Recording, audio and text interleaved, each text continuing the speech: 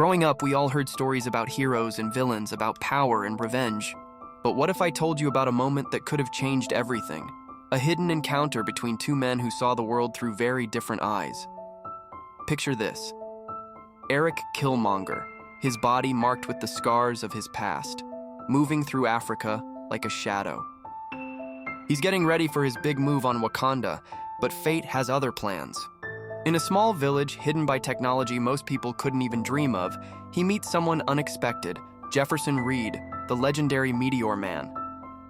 Now, Killmonger had heard whispers about this Sky Man who once cleaned up the streets back in America, stopping gang wars with powers that fell from the stars. But what he finds isn't some mighty warrior, just a quiet man who chose peace over power, living off the grid with nothing but wisdom in his eyes.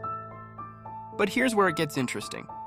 Jefferson's still got a secret, a small piece of that meteor locked away, just enough power for one last dance. When these two clash, it's not just about strength. Killmonger, all fire and fury, mocks Jefferson. "You had the power to change everything," he says, "and you chose to disappear?" But Jefferson looks right through him, right into that wounded soul, and says something that hits harder than any punch. "You're not wrong, Erik. But you're not right either. Power without peace just turns you into the very thing you swore to destroy." The fight that follows isn't your typical superhero throwdown. Sure, Jefferson taps into that last bit of meteor power, but it's not about who hits harder. It's about a man who learned to let go of hate facing off against one who let hate become his whole identity. They both walk away from that fight bleeding, but the deepest wounds aren't the ones you can see.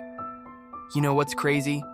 Sometimes the most important battles aren't the ones that make headlines. Sometimes it's these quiet moments, these chance encounters that could change everything. If only we're brave enough to listen to the wisdom being offered.